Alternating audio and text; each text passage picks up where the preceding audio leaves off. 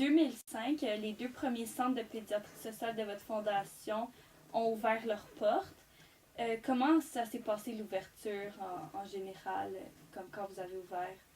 Bien, en fait, dans Hochelaga Maisonneuve, c'est le premier site, là, c'est un peu la maison mère ici qu'on appelle. J'ai commencé ici il y a 25 ans, là, ça fait quand même pas mal d'années. Et en fait, il n'y avait pas de local au début. Là. Moi, je faisais... j'avais eu une autre carrière de pédiatre, puis qui ne faisait pas mon affaire. Je voulais faire autrement. Vous êtes dans le défi monde. Là, mais je suis allé dans le monde, moi aussi, voir ce qui se passait ailleurs. Puis j'ai appris beaucoup, mais en même temps, j'ai fait le constat que même à Montréal, il y avait des enfants qui m'arrachaient beaucoup. Puis qu'on n'était pas nécessairement capable de s'en occuper bien. Puis là, je m'en allais dire au monde ailleurs quoi faire. Je ne trouvais pas ça logique. Donc, je suis revenu ici. Et j'ai commencé à faire des visites à domicile. Je faisais juste des visites à domicile dans le quartier ici, à partir du CLSC. Puis souvent à Bessic. Donc j'ai été comme connu à ce moment-là dans le quartier comme le docteur à Bessic. Mais accessible. L'idée, c'était l'accessibilité. Et tranquillement, ça a progressé. Puis il y a des gens qui m'ont offert des petits locaux. Celui-là, c'est pas le premier. C'était... j'ai travaillé dans des écoles primaires. Ils me dégageaient un petit espace. Il y a une restauratrice sur la rue Ontario qui m'avait offert un petit logement tout petit gratuit. Puis éventuellement, il y a un monsieur qui m'a offert ici. C'était pas gros comme ça. C'était juste en bas. Et ça a été le premier bureau. Et à partir de là, il y a eu beaucoup d'intérêt de la communauté. Les gens venaient m'aider, les groupes communautaires. Et ça a grossi tranquillement. Puis là, il est venu des gens qui nous ont donné des sous. Et ça a grossi. Puis comme je connaissais bien le quartier Côte-des-Neiges, où je travaillais parallèlement aussi depuis assez longtemps, je voulais ouvrir un autre centre dans Côte-des-Neiges comme ça pour montrer que ça s'adressait à tous les enfants, à tous les enfants du monde, quelle que soit leur religion, leur couleur. C'est une approche qu'on a développée qui est universelle. Est-ce que vous avez une façon particulière de communiquer ou interagir avec votre clientèle? Totalement. C'est complètement différent. C'est un autre modèle médical où tu te rends complètement accessible.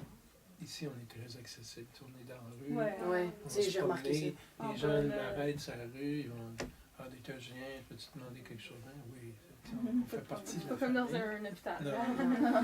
Ils sont toujours bien reçus. Il y a des fruits, il y a du café. On est content de les voir, on se salue. C'est comme une famille. Là. Donc, ils se sentent proches de nous. Et nous, ça nous permet d'aller beaucoup plus profondément dans l'aide.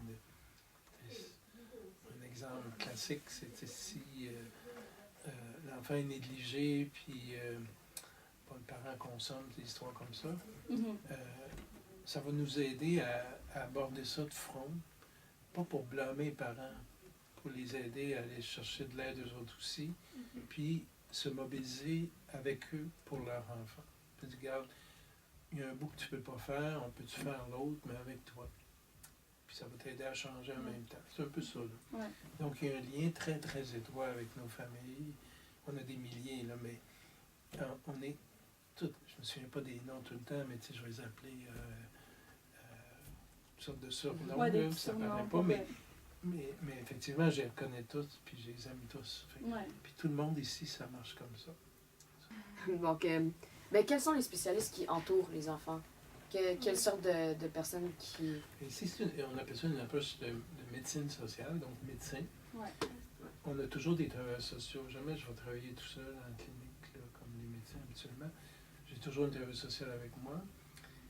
Il y a un avocat, souvent, qui va même venir en clinique. On a 3 ici, pour juste surveiller puis agir sur les droits des enfants qui sont bafoués. Il n'y a pas un enfant qui vient ici qui n'a pas au moins 2-3 droits bafoués déjà. On identifie ça pour faire le plan d'action. On regarde l'ensemble des besoins, puis là, si c'est un retard de langage, j'ai un orthophoniste ici, un ergothérapeute, on a un psychiatre qui vient une fois par mois, on a neuropsychologue, on a beaucoup d'activités avec des éducateurs, Ouais, de la stimulation pour les bébés, des groupes parents, enfin, tout est la ruelle. Ouais. Donc, il se passe le garage de musique. Donc, on est capable de d'abord mieux surveiller les enfants s'il y a des problèmes, parce qu'on est proche tout le temps. Ils viennent manger ici souvent. De leur faire un plan pour les outiller puis les faire réussir. Dernièrement, y a-t-il un message que vous aimeriez passer à ceux qui vous écoutent ou à ceux que vous rencontrez? J'ai toujours le même message. Dans tous mes livres, je viens d'en sortir un nouveau. Là. Il faut se mettre au niveau des enfants et reprendre contrôle des enfants parce qu'on l'a perdu. Les adultes se sont éloignés des enfants. Puis il faut apprendre à décoder les enfants.